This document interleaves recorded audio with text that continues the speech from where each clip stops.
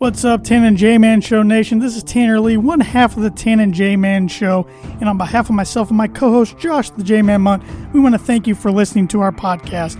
While you're at it, on whatever platform you're listening on, please hit that subscribe button. And if it happens to be on Apple Podcasts, please give us a rating and review. That really helps us out. If you're interested in watching our show is recorded live every Monday from 6:30 p.m. to 7:30 p.m. Eastern Standard Time. You can catch that on the ISC Sports Network, on the free ISC Sports Network app, on the ISC Sports Network Facebook page, and their Twitter page. While you're at it, on the social media channels, please give us a like on our Facebook page. Please give us a follow on our Twitter and Instagram page at Tan and J-Man Show.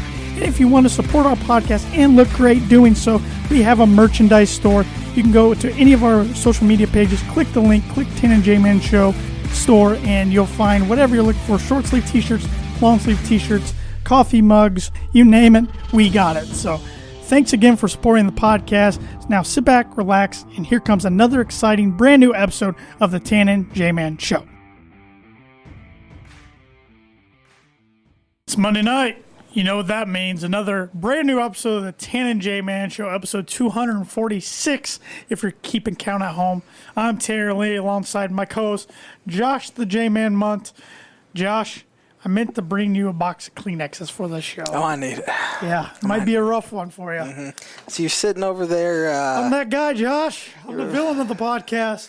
You're happy in my misery, I can tell. I am wallowing in misery, and Tanner's over there just rubbing it in my face. Yes, but I do have a pod shirt underneath. Safe to say. Nope. I mean, it's technically one, but yeah, it is a podcast shirt underneath. You have hurt me. But for those listening on audio and can't see, I'm wearing a New York Yankees jersey and hat. I've done that a couple times this year, but it was mean of me to do it tonight. But I am that guy. Josh, you're just a mean guy. Josh should expect nothing less. I expected you, honestly, to have a Rizzo shirt here by now. There's no way I could pull that off. But weird to see him in 48. Yeah, I don't like it. But he couldn't wear 44 because of Reggie Jackson. So. Reggie Jackson. They've retired way too many numbers. That's exactly what I was going to say. When you go to the Yankees, you literally have an option like 10 numbers. Yeah. I thought he was going to be like 88. Like 44 times 2. They're gonna end up running out of numbers. Oh, it is. Yeah, they're gonna have to stop. It's some of the guys they've retired. It's like why? Yeah. Why? Most of them make sense, but some is like. They retired Thurman Munson's number. Is he one of them? Yes. Really? I mean, he was 15. Good. Yeah, the one that made me scratch was Bernie Williams, 51. That kind of made me scratch my head because I think he and Posada. It's almost like not a special thing anymore. Right. It's got to be like a special. Right. Sort of. And I mean, Bernie Williams had a great career, but he's not in the Hall of Fame. Right. And a lot of those guys aren't in the Hall of Fame. End up running out of they numbers. They need to make a new curriculum or requirements to get your number retired there in Monument Park. Requirements are. I should look that up because I feel like they changed it quite a bit. You want to hear some birthday Bogey? Yes, I'm nervous. I need a birdie to get back ahead of the game here. Kevin Durant now has 354 points in his Olympic career. Mm-hmm. Which player has the most in an Olympic career? Interesting question. It's actually in USA men's basketball history. Which started in 92? Yep. So, okay. Birdie Bogeys brought to you by Noble Gnome LLC for fresh, locally grown, nutrient-dense produce from Bryce and Katie Romine of Mentone, Indiana. Like them on Facebook, follow them on Instagram, and check out their website, noblegnomellc.com. They are selling sweet corn. I know Tanner had some over the weekend, and he said it was delicious. It was very delicious. I always forget how much I love sweet corn until I have sweet corn for the first time. Oh, it's so good, isn't it? During the year. Yeah. You can't eat one ear. No, it's almost impossible. It's a 6-ear kind of. It's 6-ear. Wow. Kind of weekend. Put some butter on it, some salt, whatever you want to put on it. I mean, I know my uncle's he did like Indian corn, so what that means, he put like mayonnaise on it, paprika, and that sounds like some other stuff. Mexican street corn. That's what I meant, not Indian corn. Mexican street corn. That's exactly what I meant. Yeah, Mexican street corn is one of my favorite delicacies. Really? Yeah, love it. Absolutely love it. Never seen you eat it. Get a big old bag from Costco. Never seen you eat it. I've become a Costco guy. I'm super suburban. I'm a douche. Moving on. They do have sweet corn available, as I said. They were in Mentone last week. $6 for a dozen. $25 for a bushel, which is 5 dozen. So get some sweet corn. They were also at the Warsaw Farmers Market from 9 a.m. to 1 p.m. on Saturday, where they had all sorts of fresh veggies, as well as sweet corn, and you can get veggies delivered straight to your door via Market Wagon. Find their products on Market Wagon and get them delivered to your door. See their site for details, and be sure to search Noble Gnome in their search bar to find all available produce. Get your veggies. Get your corn. And corn. They still doing flowers? I should know that, but I don't know off the top of my head. I'm assuming so, but I haven't seen them really advertise it lately. But just contact them if you have any questions if they're doing flowers or not. Contact them on Facebook or Instagram or their website. Out of my pocket. I've been fidgeting with that. I apologize. What do you want to start with tonight, Tito? Let's get right into it, J-Man. I feel like you have a lot you want to get off your chest regarding the trade deadline. I do. Specifically the Cubs. So I'm going to let you have the floor while I post this on the socials. So this was shaping up to be a really tough week. Last week was shaping up, I should say, to be a really tough week, and it exceeded expectations. It was pretty emotional. You know, that's a gutting. I mean, it was an absolute roster gutting. Jed Hoyer, their general manager, has said that he doesn't want to do a complete rebuild. It's just a retool. But then he goes and guts the entire roster, and so we're looking at a rebuild now. Now, they're in a better spot now than they were, say, 2011, 2012. But still, you trade your core. You trade every single one of their, what I would call their core. Those three guys had been their core for years. And it was tough. I mean, Cubs fans are having a real difficult time. I was having a really difficult time. My phone was blowing up all day Friday. It really started with the Anthony Rizzo trade to the New York Yankees on Thursday. That was kind of the first time that I thought, man, maybe Javi Baez isn't safe. You knew Chris Bryant had always been mentioned as a trade candidate, and we knew he'd likely be gone. But when Rizzo was traded, I'm like, this is going to be different and more difficult than we thought it was going to be. It was just such a tough day. I mean, you saw that video. I don't know if you saw that video of Chris Bryant getting the phone call, and he's breaking down in tears. These guys said they didn't want to leave Chicago. And yet, you know, in Jed Hoyer's defense, he had to get something for him. They weren't going to be back next year, likely. And if they wanted to come back, this pretty much ends all I was just going to ask you, is there any hope any of them could come back? I mean, there's always that hope. All three guys said they're very open to signing with the Cubs in the offseason. But I've said it on the pod before. John Lester has said the moment he knew he was going to be okay and could play somewhere else besides the Boston Red Sox was when he was traded to the Oakland A's. And he actually said this week after Rizzo was traded that he told Riz that the grass isn't always greener on the other side. However, it very well could be okay to be somewhere else. And, I mean, Riz is on fire. So far, he's 5 for 9 with a couple homers. Chris Bryant hit a homer in his debut yesterday. Javi Baez hit a homer in his debut on Friday. They're the first trio of former teammates that homer in their first game after getting traded from the same franchise. It's crazy how that worked out. Good for them. I mean, I'm going to be rooting for them. Hope the Yankees don't make the playoffs. Hope the Mets don't make the playoffs. I'll agree with that. I'll be rooting for the Giants the rest of the way.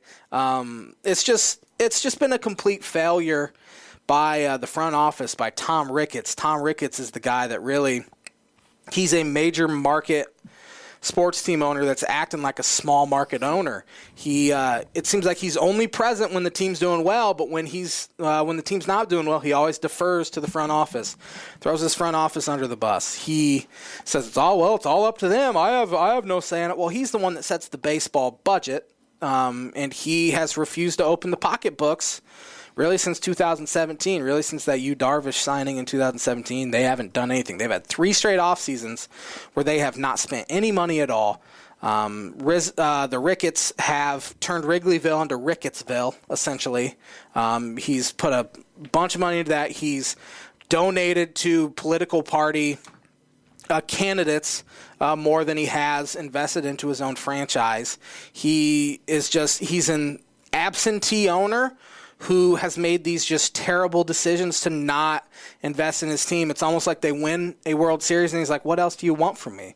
We don't have to continue to do this. And then the front office takes the brunt of it. Now, what's not the Ricketts' fault is Theo Epstein and company's inability to develop pitching.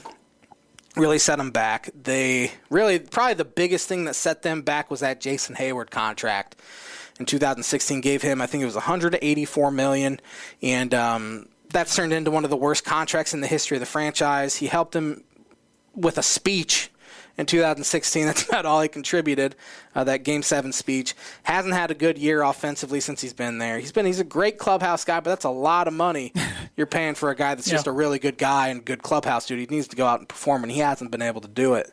And they're continuing to pay him, and that's really set the baseball budget back. You see some other deals that Theo Epstein made that really hindered the franchise, trading Eloy Jimenez and Dylan Cease to the Chicago White Sox for Jose Quintana. Jose Quintana was great for that half season his first year there, just horrendous after that. Eloy Jimenez has turned into a great designated hitter. He should be designated hitter anyway. Great hitter with the White Sox. Dylan Cease is a solid member of a starting rotation. They traded Gleyber Torres in company to the Yankees for Aroldis Chapman. Now, that's one that you don't hear mentioned much because of Aroldis Chapman. I don't know if they win the World Series without him. I would say they don't. I don't think they do either. So that's not one that you point to, be like, man, that was a terrible trade. Because it was a great trade, but trading those kind of guys for a rental bullpen guy is tough. And it's really, really hurt them. I mean, they got desperate. In 16, they had to win that year, and then they got desperate in 17, and it hurt their farm system. And they haven't drafted well recently.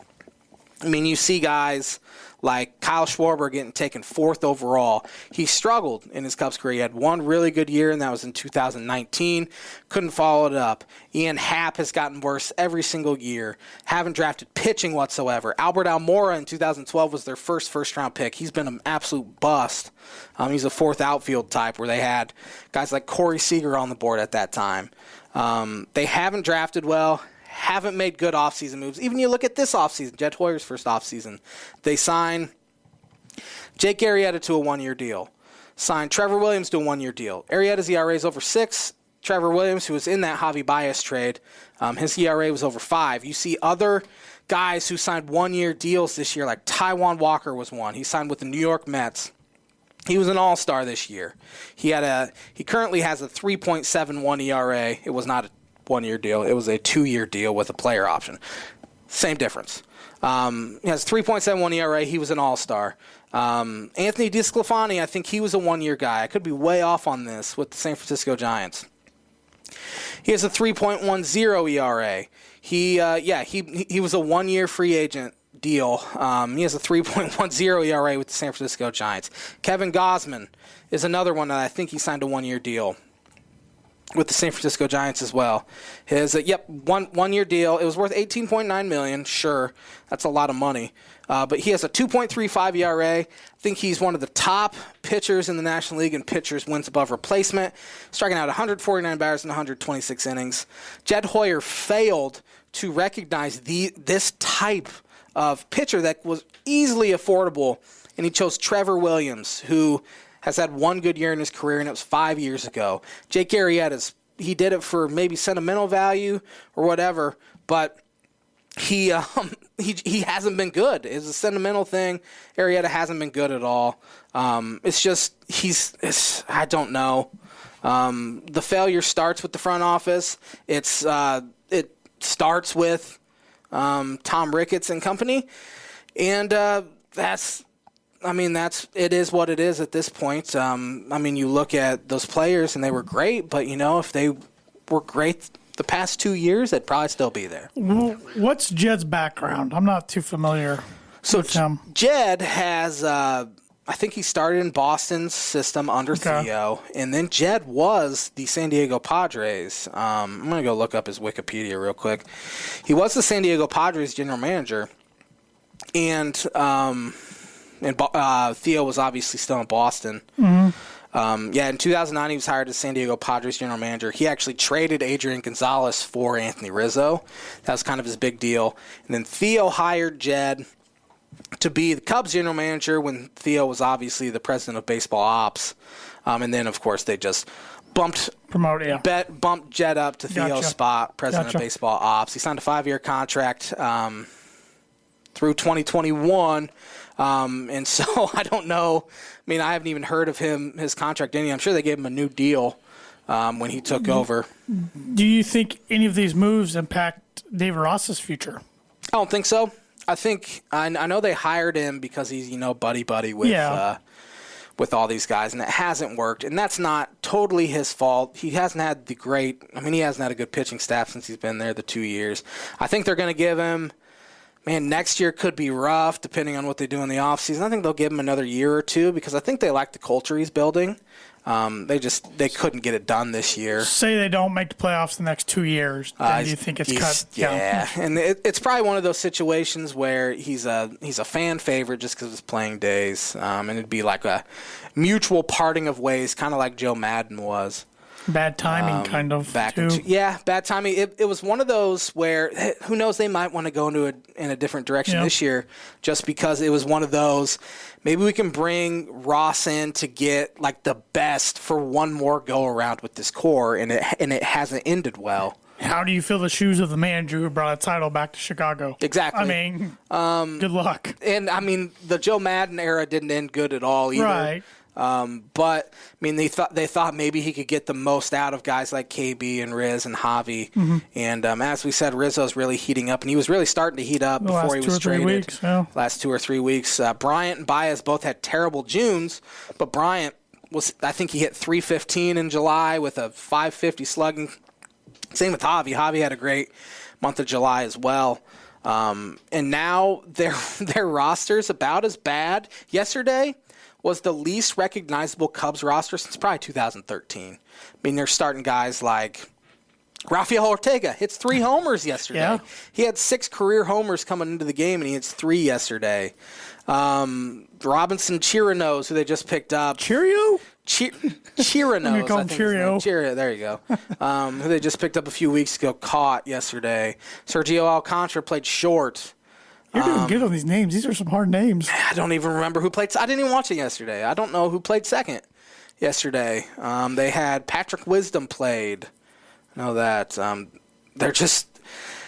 They have a pretty tough schedule the rest of the way. Have the Brewers a couple times, have the Cardinals a couple times, Reds a couple times, have the Giants coming into town in September. That'll be an interesting series with Chris Bryant coming back. They have in Colorado this week, which the Rockies have played really well at home this year, and Cubs have never played well there. Cubs have never played well in Miami, and they play there. They have the White Sox twice, including this weekend. Yep. So they have the 11th worst record in baseball right now, and I want them to lose as much as possible and try to get a top 7 pick. Problem is, the top 5 or 6 worst records in baseball are just so bad that I don't even think the Cubs can catch them, even if they lose. Even if they lose out. But they need to get a top pick. I mean, if you're going to do this, you might as well lose as much as possible. Now, as far as the returns, the general consensus in baseball is that the Cubs did really, really well, starting with the Jock Peterson trade. Which was a different tone than I heard from you the other day. Maybe it was just the heat of the moment. You weren't really happy with what I wasn't happy with the Craig Kimbrell. Okay. I thought it was the return. No, that's right. You did say, that was really the only one that I didn't think they did as well as they could have. But starting with the Jock Peterson trade, they got Bryce Ball, who's kind of a lottery pick sort of hitter who walks a ton, slugs a bunch. He's a first base DH type, and those are the kind of players teams are going to need because the DH is it's very real that it's going to be there probably next year in the National League. Andrew Chafin trade started Monday night. They got Gregory Dykman from the Oakland A's, their AAA He was in AAA, and he was hitting over 300. He's a guy that some evaluators think he can be like an above-average right fielder with his on-base percentage and his ability to make contact. He's made adjustments to increase his contact percentage. He's a guy that can hit 20 to 25 homers, and they also got a lottery pick thrown in with him that is his first professional season. He's 21 years old, and he's throwing 99 miles an hour now. So those are the kind of guys that help your depth in the minor league system. Then they had, I forget who was next. I think Rizzo was technically next. Mm-hmm. I thought they did sensationally in their return for Anthony Rizzo, a guy who coming off about 150 games now of under performance, below average offensive performance from the first base. He's going to be 32 years old next Sunday. He has a chronic bad back where he's missed quite a bit of time here recently with his bad back. And they got a guy in. I'm going to actually go look up their prospect list. I'm not, because these names are hard too. Mm-hmm. They got Alexander Vizcaíno from the New York Yankees, who's a guy who had a really good season in 2019. He's had an arm issue, but he's throwing 96 to 99. He has a plus changeup. Those are the kind of guys they need to build their farm system. Then they got Kelvin Alcantara, who's a 6'6" center fielder. They kind of compare him body style-wise to Dexter Fowler. And a lot of those guys... It's a name I forgot about. Yeah, seriously. The Cubs haven't been the same offense since, really. You go, we go, was the mantra for Dex. But Alcantara, when you see really tall, lanky guys like that, you worry about bat speed because their arms are so long. They say he's really quick to the ball, makes a bunch of contact, and I think he'll be able to stay in center field. Only 19 years old, and he's playing in rookie ball, so he's obviously so far off that. But it's easy to dream on his sort of talent. And then for Chris Bryant, they got Alexander Canario from the San Francisco Giants. Ton of power, plays right field. He struggled with pitch recognition, but he's now slots in as the Cubs' number 7 prospect. They also got Caleb Killian from the Giants. He's a Double-A pitcher. He slots in as the Cubs' 16th best prospect. He's a righty. He's 6'4", throws about 93 to 95, can hit 97. He's having a great first full pro season. He's made 15 starts in high A and double A. He's made 11 starts in double A, I should say. He's walked just 9 batters to 96 strikeouts. He has 4 average or better pitches that he all controls well. So I think he has a really, really high floor and can slot into the rotation probably sometime next year. And then for Javier Baez, they said a lot of talent evaluators anyway have said that the best return anyone got was for Javier Baez. They got Pete Crow Armstrong. He was the Mets' first-round pick last year, 19th overall. He's a lefty. He was tearing up in single A. He was 10 for 24 with 7 walks, 563 on base percentage. Only played 6 games, however, and then he blew out his labrum. And so he had shoulder surgery and he's out for the season. That's a problem there. They think he has a really good feel for hit. He's a strong runner. Has potential to be a really good defensive center fielder, and they're projecting him pretty high. Then as far as the Craig Kimbrell deal, I wasn't overly happy with the Craig Kimbrell deal. They got 2 players off the major league roster, which doesn't happen very often. And I mean, he'd been the best closer in baseball this year. ERA under 0.5. His strikeouts were way up from last year. His walk rate was way down. He wasn't getting hit at all. And they ended up getting Nick Madrigal, who was, I believe, the number 4 or so overall pick in the 2017 or 18 draft. And Dylan Hewer, I don't know how to pronounce his name. Sounds good to me. Yep, it sounds good to me too. A reliever who's only 25 years old. Yeah, Nick Madrigal was 4th overall pick in 2018. He's hit everywhere he's been. He is the hardest guy to strike out in professional baseball, only striking out at 7.4% in his major league career, over 324 plate appearances. Problem is, he doesn't walk. He has less power. I saw this... I think it was Keith Law said he had less power than a Double-A battery. He'll be a guy that has to hit like 330 to have an on-base percentage that's above average. He's just Asking a lot.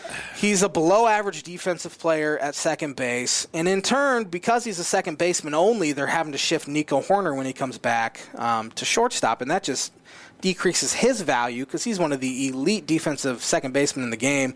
He's like second in baseball over the past 2 years in defensive runs saved. And so now he's playing short where his value is decreased immensely. Nick Madrigal will be able to hit. I mean, Cubs have talked for years how they need more guys that can make contact, and they went to an absolute extreme with Madrigal. Now, Dylan here, I'm going to actually see how you pronounce his name. I don't even know if his name's Dylan. I don't even think his name's Dylan. I can't help you here, Josh. No. Sorry. Back yourself in the corner. Cody. Dylan, Cody. Yeah, it's close. Super white name. He's the guy that throws hard and has good stuff out of a bullpen. Who's Dylan? I was thinking Dylan. It's not even Dylan here. I don't know where I got Dylan. You're thinking Damon Heward? I was thinking Damon Heward, and I kept on Dylan. Brock Heward. But he's a reliever, and I just thought the package back for Kimbrough was kind of disappointing.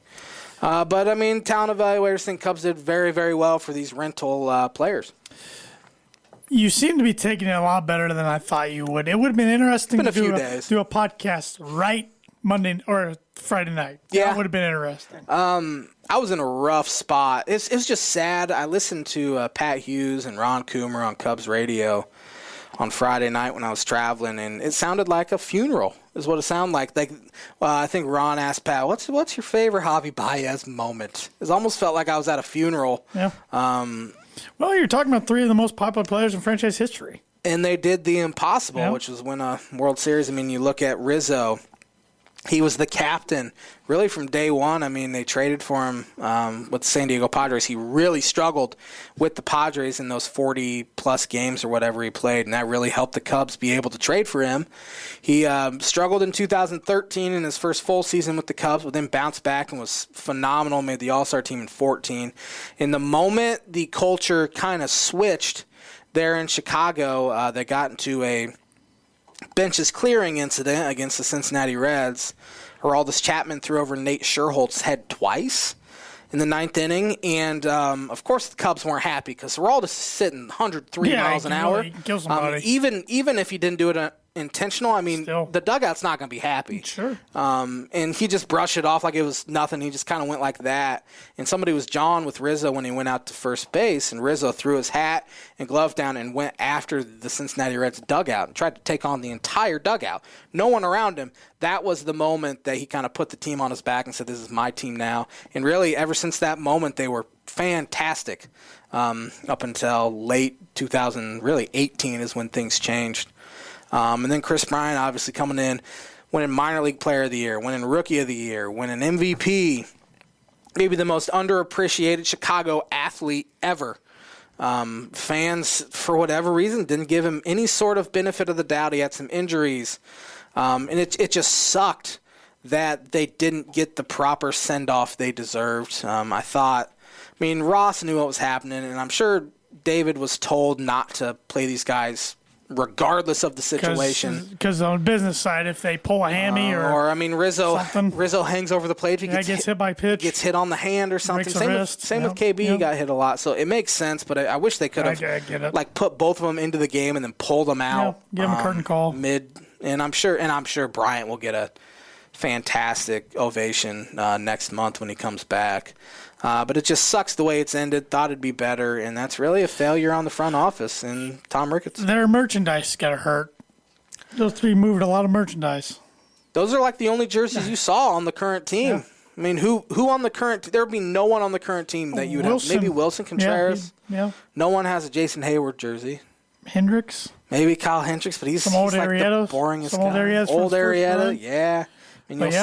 You'll still see those. It's a kind of a day of mourning. It's probably the biggest merch loss they've had since Sosa left the Cubs. Yeah, and his tenure ended so poorly. Nobody was there to pick up his merch slack. So. I don't want fans to go to games. I want Tom Ricketts to lose as much money as possible.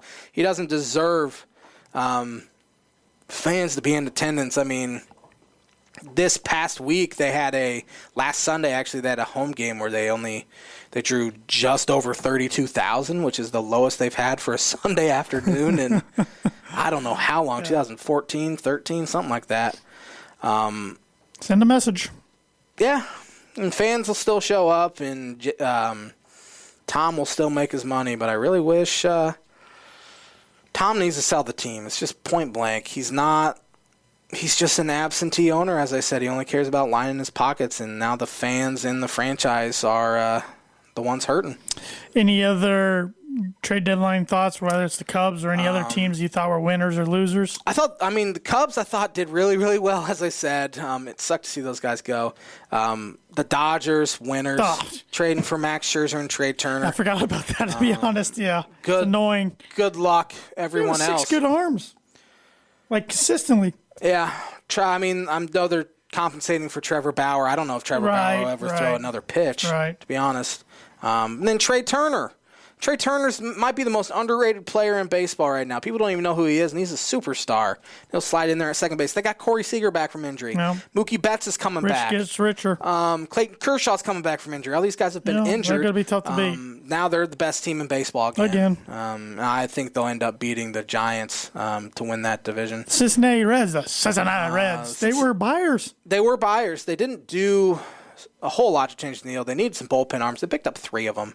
One's really good in Michael Givens. I understand why the front office did it, because they wanted to reward their players for getting back into the race. The Reds' playoff odds currently, they're sitting 7 back behind the Milwaukee Brewers. They're only 4 behind the San Diego Padres, but their playoff odds are only 16% right now, according to Baseball Reference. They didn't give up a whole lot, so it's not that big of a deal that they bought. I could see, and they have a fairly favorable schedule. They have the Cubs a couple times, Pirates a couple times. They also have the Milwaukee Brewers for, it looks like, they have actually the Pirates a bunch. They have 3 series. 3 series. No, they have 4 more series against the Pirates, man. Giving some Red fans some hope. Man, they have the Twins, who aren't good. Cleveland, who's not good. Cubs aren't good. They're saying if the Brewers start Marlins for 4. Tigers, they have the easiest schedule in baseball. They do have the Dodgers. National... Crap. Shouldn't have looked at it. I still think the Reds aren't good enough to be a playoff team, but their schedule sets up pretty well, especially for one of my losers, the San Diego Padres, who they traded for Adam Frazier, but they thought they had landed Max Scherzer. Yep. Then your division rival gets the Dodgers swoop in. Ouch. Like they always do. And the Padres, who needed a bullpen arm, they needed a starting pitcher, they didn't do anything. They were even dangling their starting first baseman, Eric Hosmer. They needed to get his salary off the books or they'd go over the luxury tax. They were saying, if somebody takes on this whole contract, we will give them one of our top prospects. They couldn't even get that done. Phillies are only 3.5 back of the Mets. They didn't do anything. They didn't really do anything at all. The Braves made some moves, and I'm still waiting for them to get hot, but they haven't done it. Time's running out. It's August now. Yeah. The Blue Jays going out and trading for Jose Barrios was huge. Pitched well yesterday, I believe. Yeah, if I'm the Red Sox, I'm a little nervous. They had a bad weekend. The Rays have been playing good. All of a sudden, the Yankees are getting hot. Mm-hmm. Blue Jays are playing good. If I'm the Red Sox, I'm thinking, I know they're going to get some guys back from injury, so that'll help, but they didn't make any moves. Besides Schwarber, they got Schwarber, but he's hurt. Yeah. The Red Sox are 5.5 games up for that last just wild card last week. The Yankees with their moves kind of sparked them a little bit. Now they were helped by playing in Miami, absolutely, which helps. But you got to play who you got to play. They play Baltimore and Seattle this week. Seattle is a team I want to talk about as an absolute loser. They're now 3.5 out with a big L. Good. Of the wild card. Until that city brings back the Sonics, I don't want to have any success. They traded their closer, Kendall Graveman, to the team in front of them, the Houston Astros.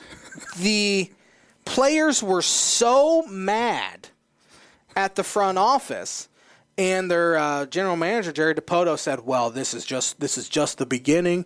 They won't be mad after they see the kind of moves we're about to make here in the next few days. No. They traded for Diego Castillo. Exactly. Okay. He's a bullpen guy. Nothing to me. He's like a seventh inning type bullpen guy. Did absolutely nothing. And so Jerry Dipoto lost his team.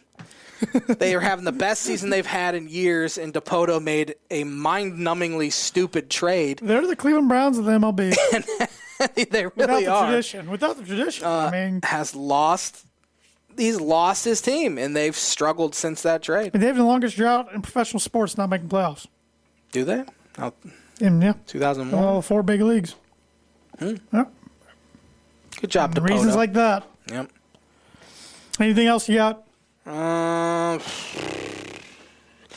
it's going to be a rough final few. There's like 8 weeks left. I did find it interesting that Bryant and Rizzo both grew up fans of the teams they ended up on. Yes, I was about to mention that, and I was actually going to list mention that was interesting. Jed Hoyer's comments. Rizzo was at the David Cohn perfect game in '98.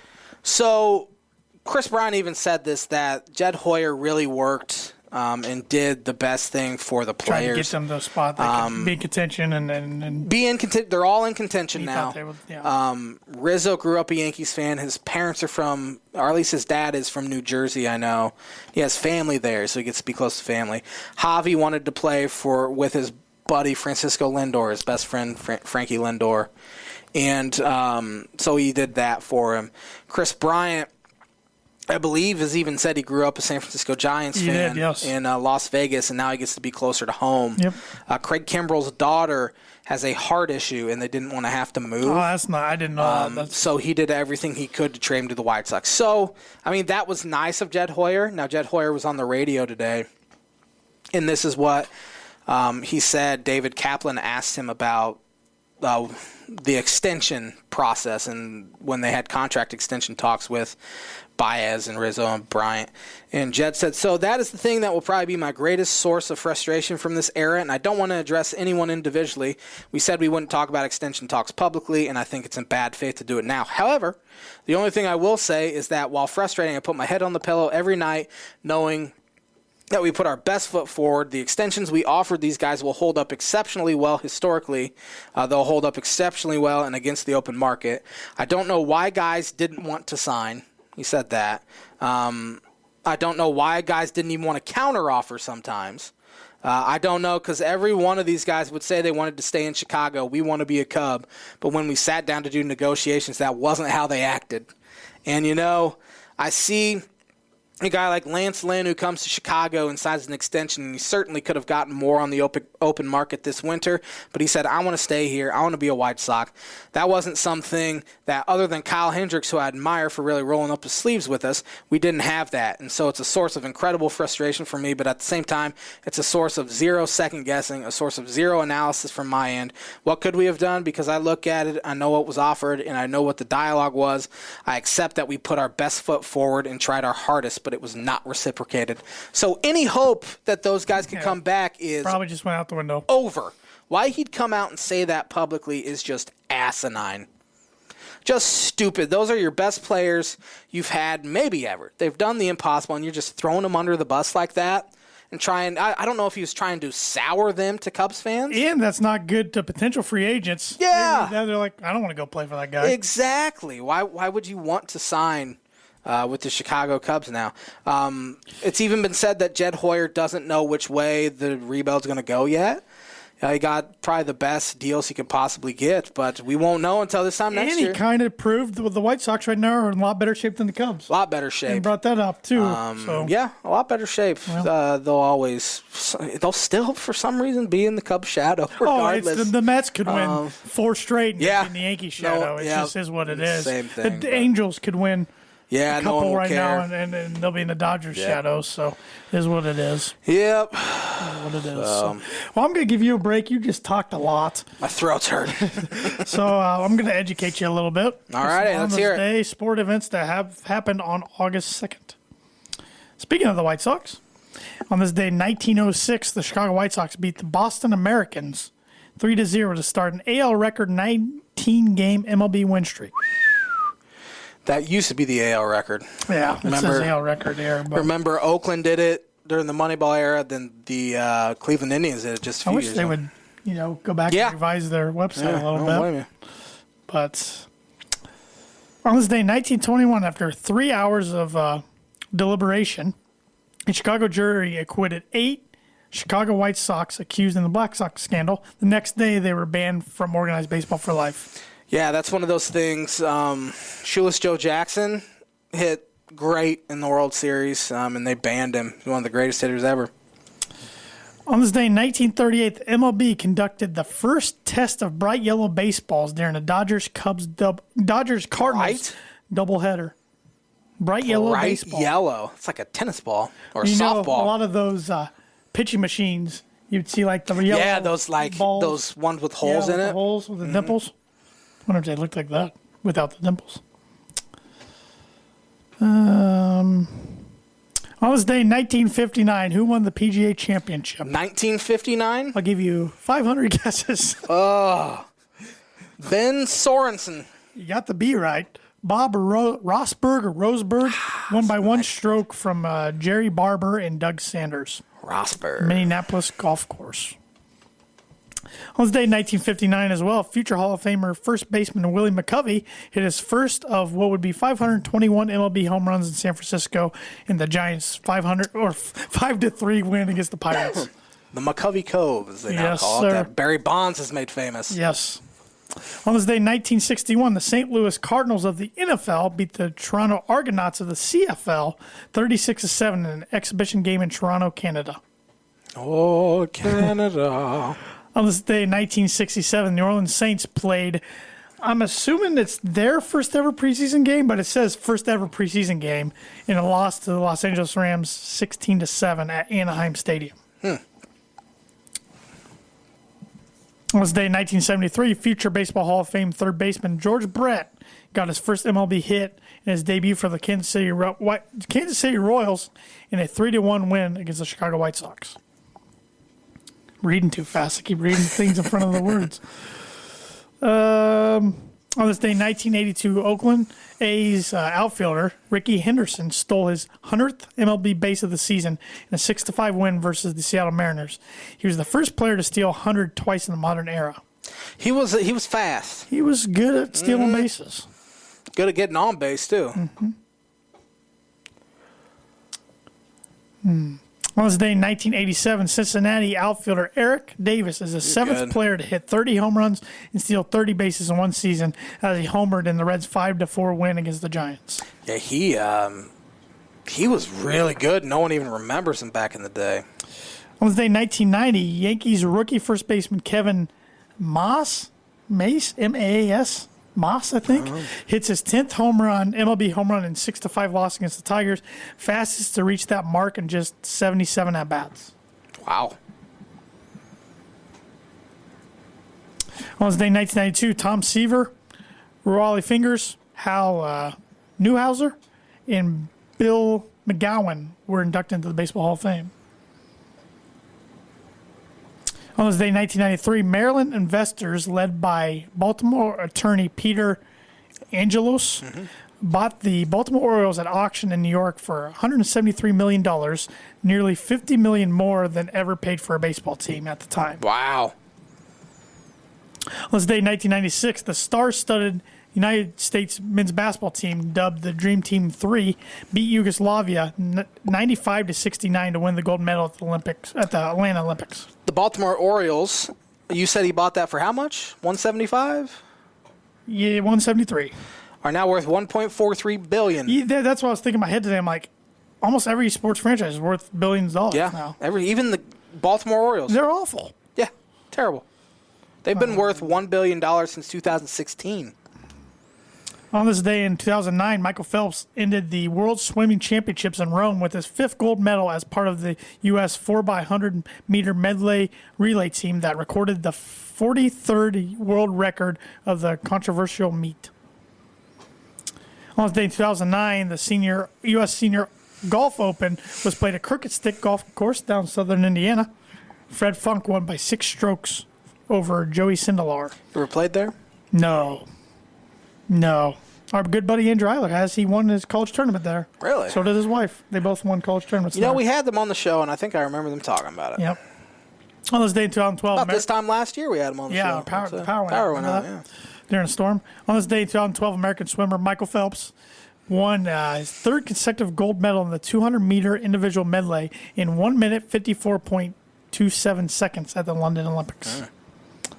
And that's going to do it for today's On This Day. That was a good list. Which is brought to you by, like it is every week, Proforma Print House. If you're looking for a trustworthy, dependable resource for your next trade show, company picnic, or sales meeting, Proforma Print House, over 50 years combined experience in pros of products and commercial print. They strive for fast and efficient response to all your print needs. You need to look no further. Let them be your one-source print and promotional company today by giving them a call at 574-210-3815. The NBA draft was held. Didn't watch a second. I watched until about pick number 38. Figured you might be tuning in for that. I tuned in for that. Alina Ayo fell to the second round. Couldn't believe he fell to the second round. I know a lot of people were kind of shocked he fell to the second round. Thought he'd be somewhere in that 20 to 30 range. Big Ten players just don't get drafted. They don't. It's crazy. But unless you have, the NBA looks for elite traits, length, height, ability to shoot, athleticism. Ayo does so many things very well, but he doesn't have that one elite trait. However, I think he'll be a guy 10 years from now. You're like, how's that guy still in the league? Yep. He's just a smart player, clutch. He has a 6'10" wingspan. So it was really cool. He was drafted by the Chicago Bulls, his hometown team, who in turn today have traded for Lonzo Ball.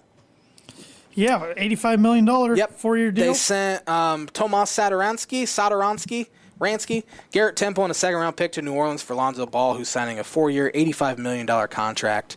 A sign-and trade with the Bulls.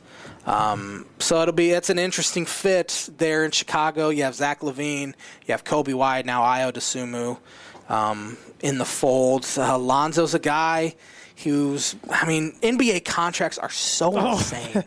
Some of the guys getting money today in free agency is like, wow. It is ridiculous. Lonzo, he's like a solid player. His brother's better. Yeah, I didn't think I would have said that a couple years ago.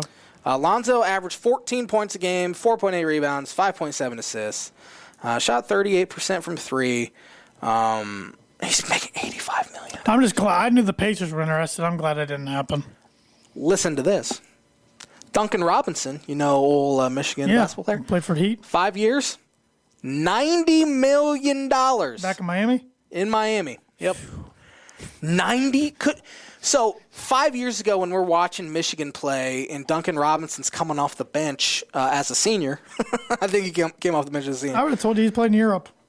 Yeah, and I thought he could have a long career in Europe. Yeah. But he just made $90 million, signed a $90 million contract. Blows my mind every year. The deal is the largest ever for an undrafted player. 5 years, $90 million. Duncan Robinson. Great shooter.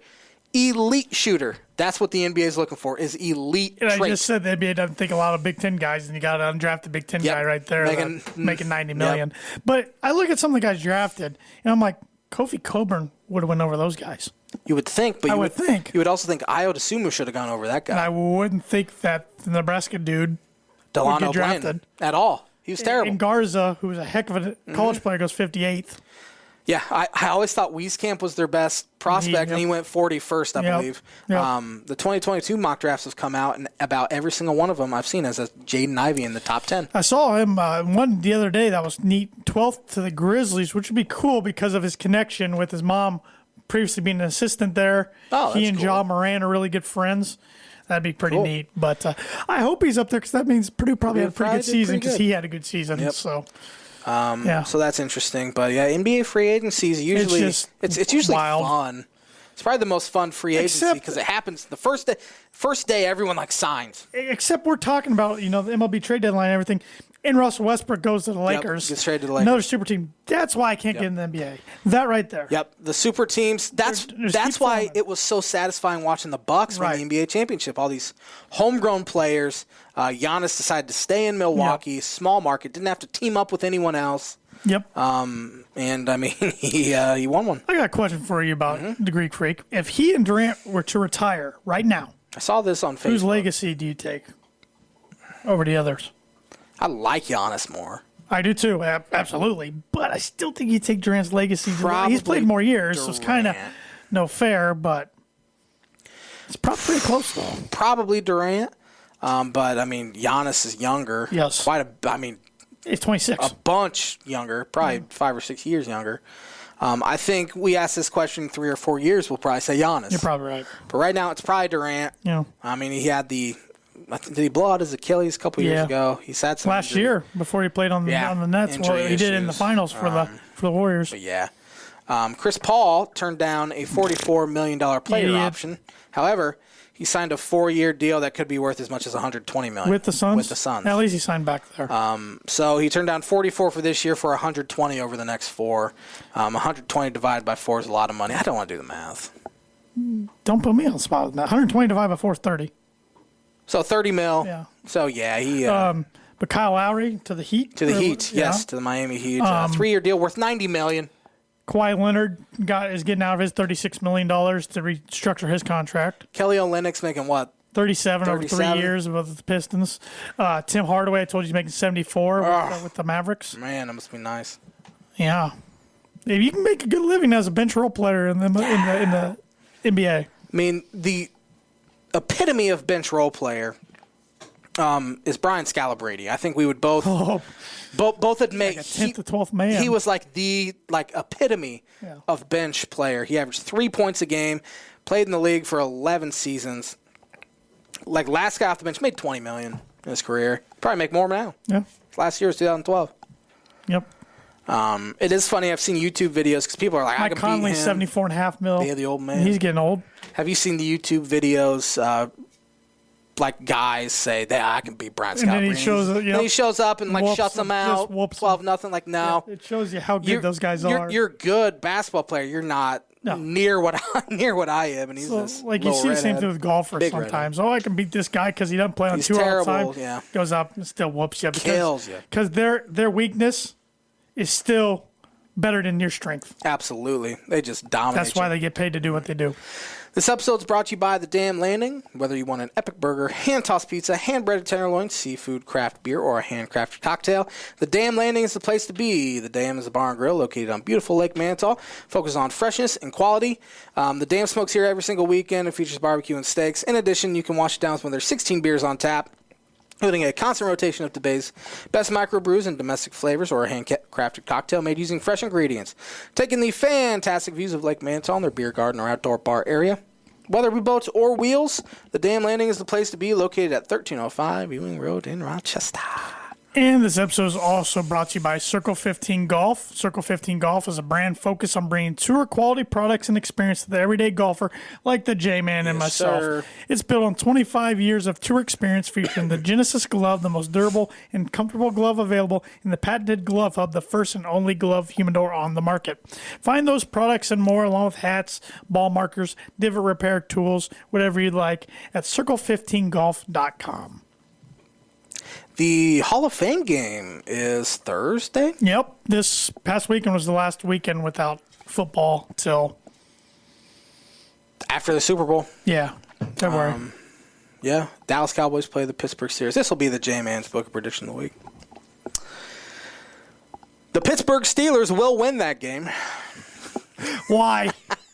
They got better reserves? I don't know. They're more deep? They had a better undrafted free agent class. You like Tomlin more than McCarthy? I like the Steelers more than the Cowboys, I guess. That's fair. That's fair. I can't imagine Dax playing, is he? His leg was bad. No, he won't play. Might not play at all. He should play. In the Hall of Fame game, the third stringers really play. It's so boring. Yeah, it's bad. Yeah, I watched for about, just to say I watched it down a football. It'll be a fun Hall of Fame ceremony, though, with the class of 2020 and class of 2021. Big names. 20 doing like Saturday, and then 2021's doing Sunday. Yep, and of course, Peyton Manning's heading the 2021 class, so he's been on a lot of different podcasts and doing a lot of different interviews lately. So, J-Man's Book Prediction of the Week brought to you by Indiana Farm Bureau Insurance Agent Travis Watchering for life, home, auto, renters, business, workers' comp, and farm insurance. Contact Travis at 219-869-4561. His email is travis.watchering@infb.com. He's going to do a contest very soon, this week actually. And it's He's posting tomorrow. Just downloading his app. He has an insurance-related app for iPhone and Android users. He's asking everybody to download it, whether they're a client or not. All downloads will equal a submission. We'll draw the winner live on our show August 30th. August 30th, which is going to be our 250th show. This is our 246th tonight, our 250th, and it's going to be our annual college football preview show. He's still deciding what he wants to give the winner, but I'm sure it'll be a great So prize. you're going to have to put up with Travis talking some Irish football, but Josh and I will be here to put him in his place. But we're looking forward to having him up live in studio on the show, and that's when he will draw the winner of this contest. So go download the app. That's all you got to do, and you're entered in. Gary Trent Jr. just signed a 3-year, $54 million deal with the Raptors. Who is Gary Trent Jr.? I don't know. I think he played at Duke, and he's with Portland. That sounds right to me. All right, hit me with that Word association? Word association. Well, I told you a few weeks ago, Josh, my word associations from now on, leading up to college football season, were going to be conferences. Mm-hmm. So I kept it going today. Rumor today, or one source said that the Florida State Seminoles and the Clemson Tigers are looking to try to get out of the ACC to go to the SEC. If that happens, the ACC is going to crumble as well, like the Big 12. So since we're talking about the ACC, that's the conference I'm giving you. All righty. Going alphabetical order. Boston College. Forgettable. You don't even think about Boston College being in the ACC. Think of Matt Ryan and Doug Flutie. That's it. That's about it. Yep. And Matthias Kiwanuka. Luke Kuechly. Yeah, Kuechly was there. Clemson Tigers. Trevor Lawrence. Yeah. He. Pretty good. Yeah, they've turned into this unbelievable program. They were always been. always a program when we were growing up. I felt like they were good, but could never get over the hump, so I never took them real serious. Yep. Now they were always over the top hump 25, but now they won't win championship. Yep. Now they're dynasty. Florida State. They're leaving, as you said. Well, trying to. Yeah, trying to. Jameis, crab leg. Yeah. I mean, I know they won a title in 2014 by putting them up there with Texas and Michigan. Yeah. They think they're better right now They're than better they than they are. They're terrible right now. Louisville. Lamar Jackson. The players are the first thing that's popping into my mind. Yep. He was a good one. He was had fun. Heck of a Heisman season. Bridgewater's another one. North Carolina State. NC State. Russell Wilson. Yeah. Whole pack of Badgers. I forget he even played there because he was so good. Yeah, you think of him And as this is Wisconsin division guy. by division. I'm sorry. This is the Atlantic Division. The other division is Coastal. And the Atlantic Division last year, and I'm counting this team in the ACC because they play in football 5 ACC teams a year with their new deal. Notre Dame. Overrated. I mean, they haven't won anything in 30-plus years. 88 now. was their last championship. They have made the 33 years. playoff twice and the They championship aren't game itself even once. in the same stratosphere as Alabama or Clemson. Maybe even Georgia. It'll be interesting to see how they are this year. Oklahoma. I think it might come down to quarterback play. Yeah, I don't know who's going to be the quarterback. Probably the guy that transferred from Wisconsin, Jack Cohn. Would probably be their quarterback. I don't know who they got behind him. Syracuse. Oh man, Dino Babers. He's not there. Yes, he he still is. there? Somehow. He survived. I don't know how. He was great at Eastern Illinois. Donovan McNabb was pretty good there. Yeah. Greg Paulus was not. Dwight Freeney, wasn't he a Syracuse guy? Yep. Wake Forest. Dave Clawson. Is he still their head coach? That's a good question. I don't know. Remember they made the BCS that one year? Yeah, they were really good, like out of nowhere. Yeah. And they haven't been good since. Duke. Basketball school. Always. Playing football. Although, who's their... David Cutcliffe's done a pretty good job, but he's one that's also he's still there. Yeah. I thought he'd be retired by now. He's done a great job at a basketball school, though. I'll give him that. Georgia Institute of Technology. Georgia Tech when they... Josh Pastner. For basketball? All right. Yeah. That's all I could think Paul of. Johnson with the option, but now he's not there anymore. Yeah, Calvin Johnson, Demarius Thomas. Demarius Thomas. They had some good teams. The U, your boys. The U. Oh, man. Sean Taylor. Yeah, he was a good one. Yep. He was a legend. He could have listed up. We could be here all hour listing Miami on players. one team. University of North Carolina at Chapel Hill. Mac Brown, man. Yeah. He's a character. He's a good coach. Yeah. They got maybe the best quarterback in college football, Sam Howell. He's up there at least. Yep. University of Pittsburgh. Tyler Palco, I think his name was, dropping an F-bomb after they beat Notre Dame. That was glorious. University of Virginia. Tony Bennett, Mamadou Diakate or whatever his name is. Screw you. That's for that. Yeah, okay, that's fair enough. How about the Barber twins, Tiki and Rondé? That's pretty good. Yeah. And Virginia Tech. One of them didn't go to Virginia, did they? I thought they both went to Virginia. I thought one went to, I was thinking the Sharpers maybe. I don't know. Virginia Tech. Oh, man. Michael Vick. Yeah. Michael Vick or Frank Beamer. I mean, Beamer ball. Yeah, Beamer ball. How's it going? Real quick, we only have 2 minutes left. Kevin Durant became... Let me do the word association read really fast. The word association segment is brought to you by Rhett Lee, attorney at law. Rhett Lee and the law office of Andrew Aki, LLC, are located at 206 4th Street in Logansport, Indiana. Rhett provides legal services to the people of North Central Indiana and practices criminal defense, family law, and personal injury. If you need a lawyer who cares about your results and will fight for you, give him a call today to schedule a free consultation at 574-722-2221. Kevin Durant's now the Olympic career or the USA men's basketball history leader in points with 354. Who did he pass? Oh, I've been trying to think of guys who played on a lot of Olympic teams. Oh, this guy, I'm going to take a stab. I'm probably wrong. Tim Duncan. No, good guess, though. Carmelo Anthony. Didn't even come to my mind. Who's rumored to maybe be a Laker? I forgot he was still playing. He actually had a decent season for Portland last year. Yeah. Man. Yeah. Thanks for watching the Tan and J-Man Show. We'll be back at it next Monday with another episode. Have a great week, everybody. We'll see you later.